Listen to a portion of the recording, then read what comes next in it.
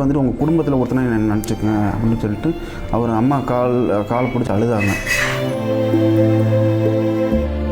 அவர் நான் இங்கே இருக்கிற திரும்ப கூட அவருக்கு இல்லைங்க சார். அவர் வந்துட்டு ஆள் வீக் ஆகிட்டார். எப்போ போனீங்க, எப்போ வந்தீங்க, அங்கே என்ன நடந்துச்சு? முந்தானத்து மதியம் வந்துட்டு நாங்கள் பாப்பாவுக்கு சாமி 30 சாமி கும்பிட்டு அதுக்கப்புறம் வந்துட்டு மதியம் 3 மணிக்கு இங்கே வர சொல்லியிருந்தாங்க. 12 மணிக்கு ஃபஸ்ட்டு வர சொல்லியிருந்தாங்க. நாங்கள் 12 மணிக்கு வர முடியாதுங்க சார், எங்களால் 3 மணிக்கு தான் சாமி கும்பிட்டு முடிக்க முடியும், அதுக்கப்புறம் தான் வர முடியும்னு சொல்லியிருந்தோம்.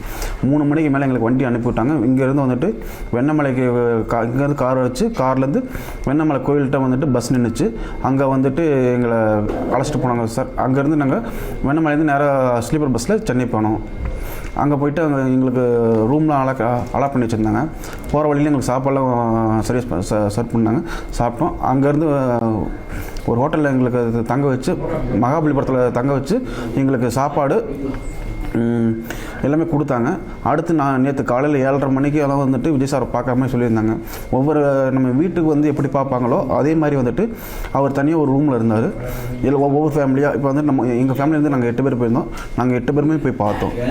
அந்த ரூமில் அவர் ஒருத்தர் மட்டும்தான் இருந்தார். ஒரு பாடி கார்டு இல்லை, ஒரு செக்யூரிட்டி ஆஃபீஸர் இல்லை, அவருக்கு பிஏ அசிஸ்டண்ட் இந்த மாதிரி யாருமே கூட இல்லை. நாங்கள் 8 பேர் சேர்ந்து அவர் அடிச்சிருந்தா கூட அந்த இடத்துல அவரை காப்பாற்றுக்க யாரும் வர முடியாது. அந்த மாதிரி தான் நாங்கள் ஃபோன்லாம் உள்ளே கொண்டு போக வேண்டாம் அப்படின்னு சொல்லி ஃபஸ்ட்டே சொல்லியிருந்தாங்க. அதனால் ஃபோனில் நாங்கள் எதுவும் உள்ளே கொண்டு போகலைங்க சார்.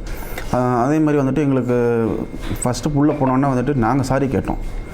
ஏன்னா வந்துட்டு அவர் வந்துட்டு சொன்னது என்னென்னா குழந்தைங்க லேடிஸ்லாம் கூப்பிட்டு வர வேண்டான்னு சொல்லியிருந்தாங்க. நாங்கள் போயிருந்தனால சாரி சொன்னோம். அவரும் அப்புறம் இந்த மாதிரி வந்துட்டு உங்கள் குடும்பத்தில் ஒருத்தனை நினச்சிக்கங்க அப்படின்னு சொல்லிட்டு அவர் அம்மா கால் பிடிச்சி அழுதாங்க. அழுதுட்டு இந்த மாதிரி சொன்னாங்க. எங்களுக்கு அதே ரொம்ப கஷ்டமாக போச்சுங்க சார். அவ்வளோ பெரிய ஆக்டர் வந்துட்டு எங்கள் அம்மா காலை பிடிக்கும்போது அவர் நான் இங்கே இருக்கிற திரும்ப கூட அவருக்கு இல்லைங்க சார். அவர் வந்துட்டு ஆள் வீக் ஆகிட்டார். முடி வெட்டாமல் ஒரு மாதிரி ஆகிட்டார். ஆள் பார்க்கவே ரொம்ப டல்லாக இருந்தார். உங்கள் காலில் மட்டும்தான் அம்மா காலில் அது தெரியலைங்க சார். நான் என்ன ஒவ்வொரு ஃபேமிலியாக தான் போனோம். நான் வந்துட்டு அவர்கிட்ட வீடியோ காலில் கேட்டதே வந்துட்டு ஒன்று தான். இந்த மாதிரி வந்துட்டு பாப்பா வந்துட்டு உங்களை பார்க்கணும் வந்து வந்துட்டாங்க, ஒரே ஒரு ஃபோட்டோ மட்டும் எடுக்கணும், பாப்பா ஃபோட்டோ வச்சுன்னு சொல்லிவிட்டு இந்த ஃபோட்டோ கொண்டு போயிருந்தேன் நான். அது இல்லாமல் அவங்களுமே ஒரு ஃபோட்டோ நான் சொன்னனால எல்லா ஃபேமிலிக்குமே வந்துட்டு ஒரு ஃபோட்டோ அரேஞ்ச் பண்ணி அந்த சின்ன ஃபோட்டோ அவங்க தாங்க எங்களுக்கு கொடுத்தாங்க. அந்த ஃபோட்டோ கொடுத்து அந்த ஃபோட்டோவில் வந்துட்டு எங்களுக்கு இது பண்ணி கொடுத்தாங்க. ஃபோட்டோ எடுத்துக்கிட்டோம். அதேமாதிரி வந்துட்டு உங்களுக்கு என்ன சப்போர்ட் இல்லைங்க பண்ணித்தரோம் அப்படின்னாங்க. உங்கள் ஜாப்போ இல்லை ஒர்க்கோ இல்லை வேறு எதாவது பண்ணோம்னா சொல்லுங்கள், நாங்கள் பண்ணித்தரோம் அப்படின்னு சொன்னாங்க. எங்களுக்கு இப்போதைக்கு வேணும்னு சொல்கிறோங்க சார், சொல்லிட்டோங்க சார். வேறு எதுவும் நாங்கள் கேட்கல. இங்கே கரூர் வரல சார். இங்கே வந்துட்டு கரூரை பொறுத்த வரைக்கும் வந்துட்டு இன்னும் பர்மிஷன் தரல. ஏன்னா வந்துட்டு ஏற்கனவே வந்துட்டு இஷ்யூவாக இருக்குது. இன்னும் திரும்ப இன்னொரு கூட்டம் வந்து இன்னொரு ஏதாவது பிரச்சனை வரக்கூடாது. ரெண்டா போலீஸ் பர்மிஷன் கிடைக்காம இருக்குது. மண்டபம் கேட்டு மண்டபம் தரலையாமுங்க சார்.